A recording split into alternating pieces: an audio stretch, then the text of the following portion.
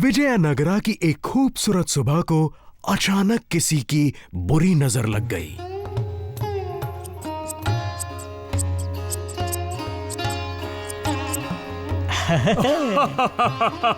ओ तेनाली,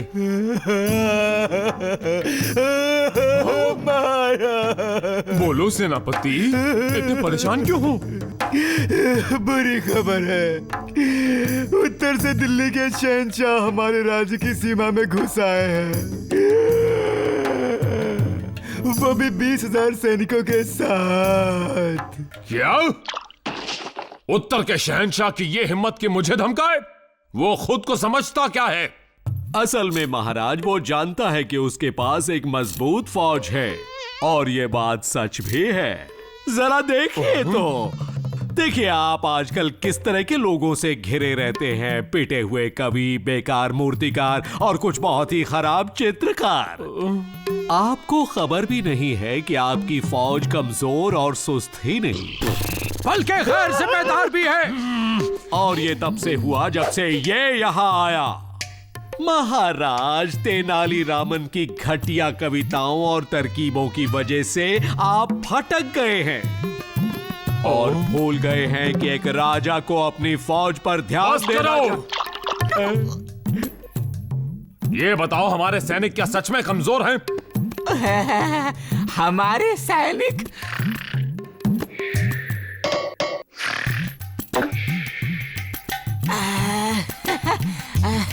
मेरे लड़ाकू हाथी, लड़ाकू हाथी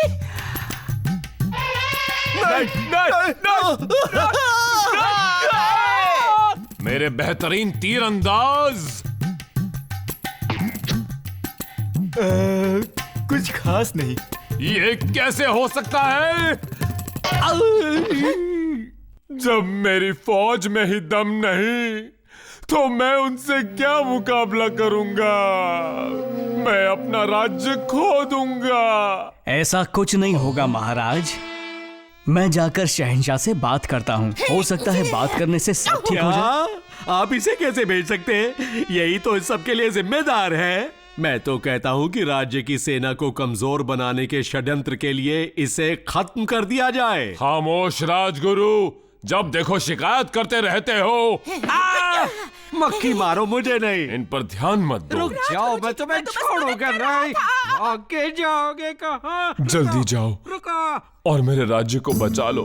अपने कंधों पर पूरे राज्य को बचाने की जिम्मेदारी का भार उठाकर तेनालीरामन बिना झिझक के शहंशाह से मिलने चल पड़ा। ये कौन आ रहा है? मैं विजयनगरा के महाराजा कृष्णदेवराया द्वारा भेजा हुआ एक मामूली दूत हूँ। उन्होंने आपके लिए शांति का प्रस्ताव भेजा है, ओ उत्तर के महान शहंशाह।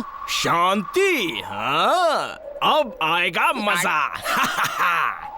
कहाँ पर है? ये आप क्या कर रहे हैं? समझौता कर रहे हैं? बिल्कुल नहीं, हम तो जंग से पहले इनके साथ खिलवाड़ करना चाहते हैं। मैं ऐसी मांग रखूंगा जिसे वो कभी पूरा नहीं कर पाएंगे और फिर हम हमला कर देंगे। ठीक है तो सुनो, अगर तुम्हारे महाराज शांति का प्रस्ताव रख रहे हैं तो हम उसे ठुकराएंगे नहीं, लेकिन हमारी भी कुछ शर्तें हैं। तुमने वो महान गाथा पढ़ी है, महाभारत? जी शहंशाह, वो एक बहुत बड़ी गाथा है जिसमें 18 पर्व और हजारों कविताएं हैं। बहुत अच्छे दूत, जितने ना समझ दिखते हो उतने हो नहीं। तो सुनो, तुम्हें एक नई महाभारत लिखनी होगी और इस नई कहानी के नायक हम होंगे। तुम्हें उसे 1 हफ्ते में पूरा करना होगा और उसमें हमारी, सिर्फ हमारी ही हुकूमत की तारीफ होनी चाहिए। अगर तुम कामयाब हुए तो हम शांति का प्रस्ताव कबूल कर लेंगे, लेकिन अगर नाकाम रहे तो मेरी फौज तुम्हारे राज्य को तहस नहस कर देगी। अब जाओ, अपने महाराज को जाके हमारी शर्तें बता दो।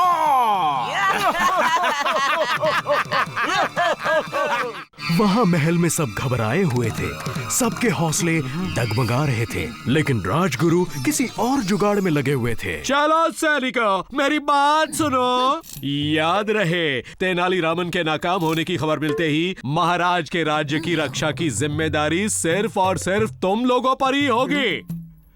तुम्हें मुझे और महाराज को राज्य के पूरे खजाने को साथ ले जाने में मदद करनी होगी। समझ रहे हो ना कमकलो? राजगुरु, आप राज्य छोड़ने की सोच भी कैसे सकते हैं?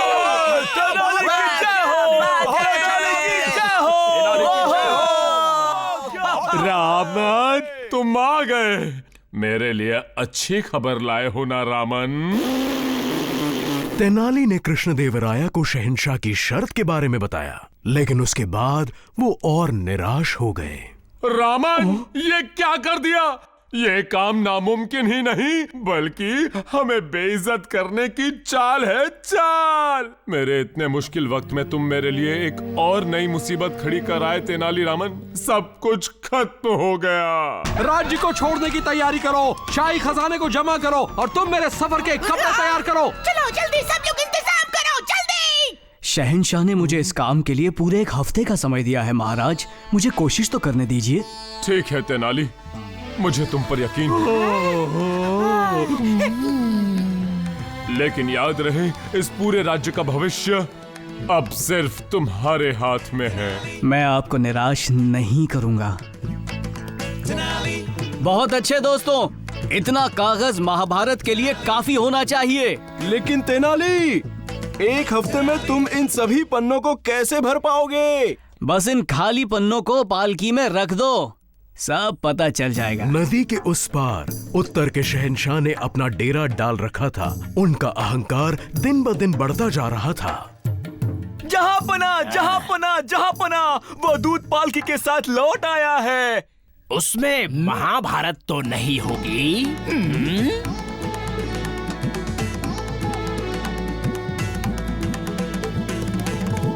शहंशाह आला, मेहनत मशक्कत करने के बाद मैं उस महान गाथा को लिख पाया। बेशक ये वाली लिखी गई है आप पर।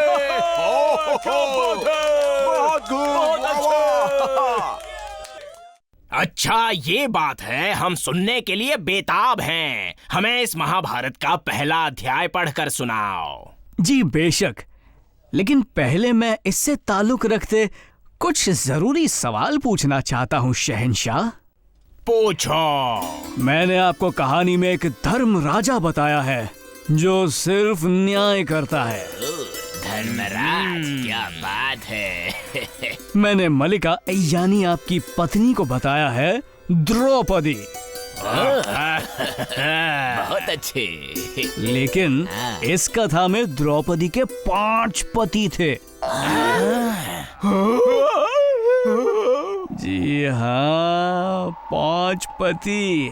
तो मैं ये फैसला नहीं कर पा रहा हूँ कि बाकी 4 पति कौन होंगे, इसलिए मैंने कुछ पन्ने खाली छोड़ दिए हैं। बस यही पूछना था। 5 पति? मेरी पत्नी के? हाँ, 5 पति। अगर आप उनके नाम मुझे बता दें तो मैं जल्द ही कथा को पूरा कर दूंगा। तो बताइए ना शहंशाह आला।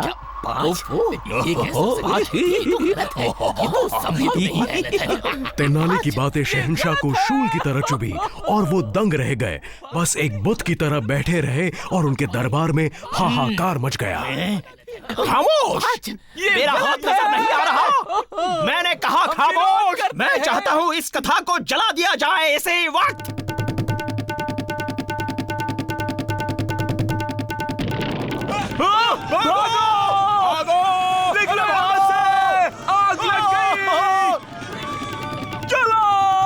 शहंशाह का अहंकार जलकर राख हो गया और वो शर्म से भाग निकले और तेनालीरामन भी महल लौट पड़े ताकि आराम कर सके। वाह तेनाली, तुमने कर दिखाया। शहंशाह आखिरकार शर्म के मारे भाग ही गया और मेरा राज्य अब फिर से सुरक्षित है। और उसकी वजह है सिर्फ और सिर्फ कुछ खाली पन्ने। अच्छा राजगुरु, इस बारे में कुछ कहना चाहेंगे?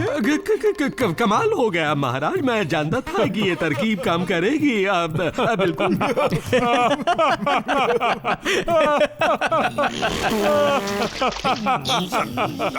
कई महीनों तक ढेर सारे राज्यों की सैर करने के बाद राजकुमारी शोभा अब वापस अपने घर विजयनगरा लौट आई है।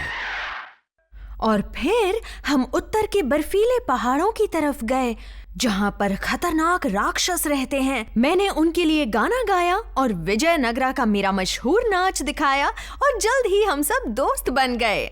और वो भी तुम्हारे साथ नाचने लगे? ये तो कमाल हो गया। दरअसल महाराज, ये तो सभी जानते हैं कि उत्तर के लोग पारंपरिक नृत्य और गीतों को बहुत ही ज्यादा पसंद करते हैं। ये सच है। जहाँ तक मुझे याद है, राजा अशोक ने खुद ये बात कही थी।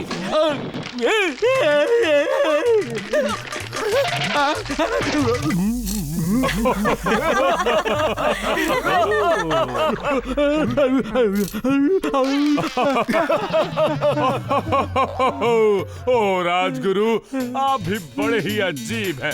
तो खैर शोभा, सफर में और कौन कौन मिला, मुझे उन सब के बारे में बताओ।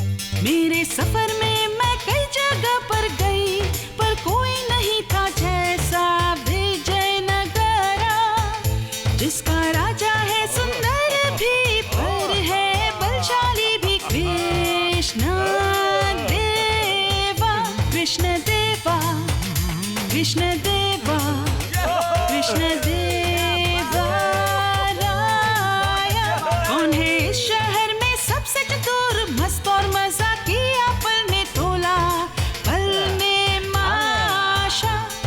तेनाली तेनाली तेनाली रामन। और इस सभा में मस्ती ना हो पूरी, जहाँ ना हो ये मन मोजी। तिंगरी तिंगरी तिंगरी तिंगरी।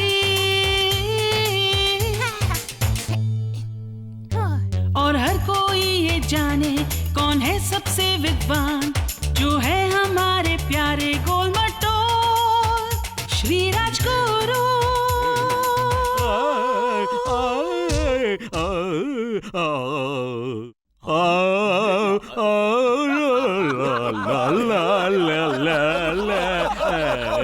जरा देखिए तो, राजगुरु जी बिल्कुल बेताल हो गए। राजगुरु जी, जरा ताल से ताल मिलाइए। चलिए, कमर को इस तरह हिलाइए।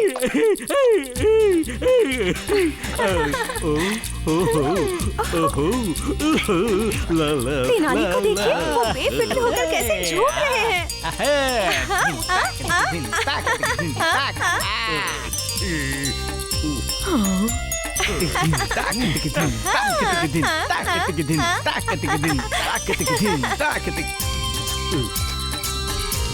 क्या बात है मेरे स्वामी?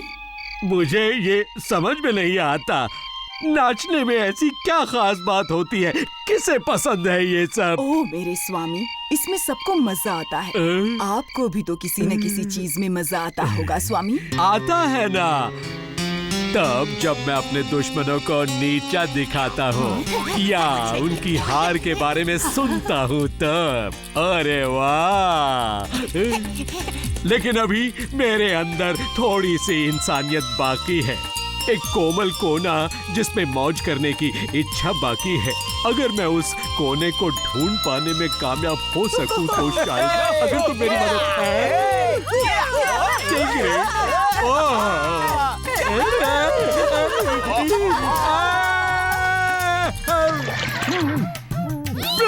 ये क्या हो गया?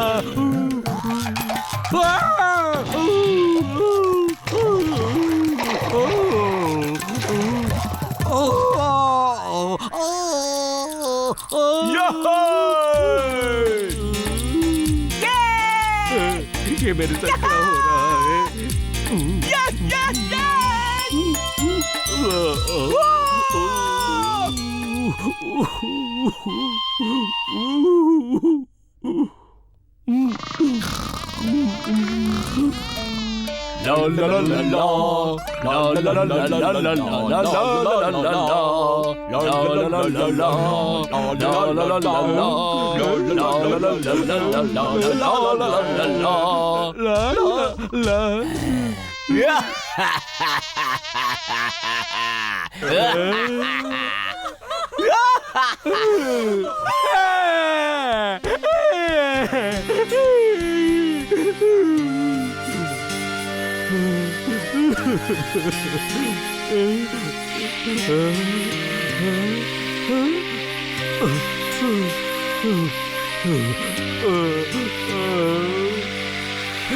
मैं ये नृत्य सीखूंगा।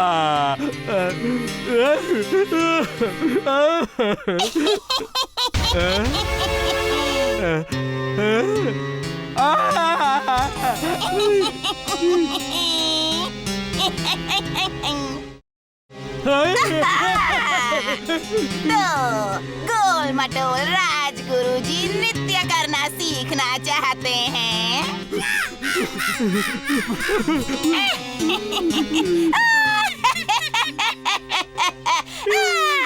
नहीं, मैं भी तुम्हारे लिए ये नहीं कर सकती। हाँ, लेकिन हाँ, तुम्हारे अंदर एक चिंगारी तो दिख रही है मुझे। हाँ?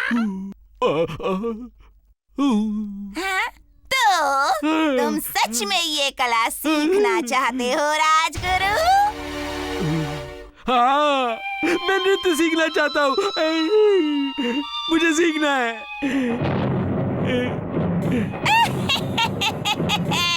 तुम्हें जो चाहिए वो तुम्हें गणेश जी के मंदिर में अवश्य मिल जाएगा। जाओ राजगुरु, जाकर अपनी किस्मत बदल डालो। जाओ।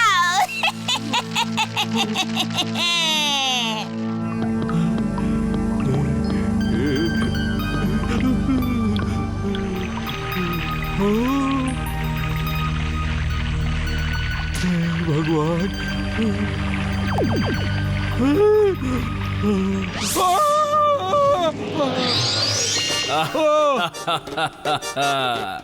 तुम्हारा स्वागत है मानव, स्वागत है। आओ, ठीक मेरे सामने खड़े हो जाओ। ऐसी सर्द तूफानी रात में यहाँ क्यों आए हो? वो मैं गणपति बप्पा सब मुझ पर हंसते हैं। मेरी बीवी मुझे नकारा समझती है। तेनाली का नाच देखकर सब मुझे बस बस रोते नहीं राजगुरु, सब ठीक हो जाएगा। तुम व्यर्थ चिंता करते हो। देखिए, अगर मैं भी नाच पाता तो सब मुझको भी पसंद करते। कोई मेरा मजाक नहीं उड़ाता, मुझ पर हंसता नहीं। मेरे दिमाग पर एक बोझ है, पत्थर जैसा। अभी उस बोझ को हल्का करता हूँ। तुम्हें एक कहानी सुनाता हूँ।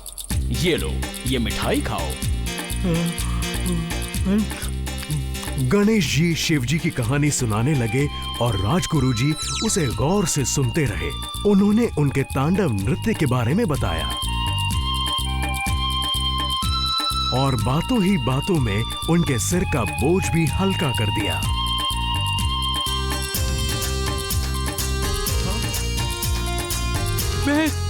मैं कर सकता हूँ। हाँ। ओ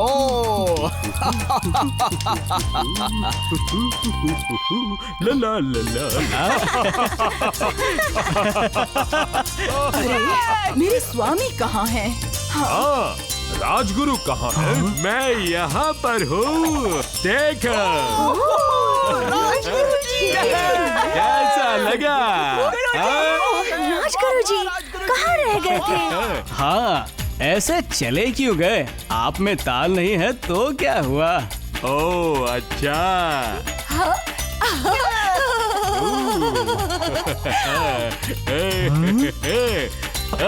क्या बात है? क्या बात है गुरुजी? बहुत अच्छे। बहुत बढ़िया।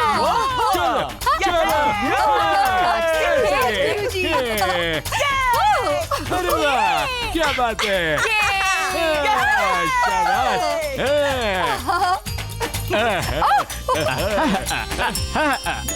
और इसी तरह गणेश जी की मदद से राजगुरु जी बन गए विजयनगरा के नृत्य के सरताज।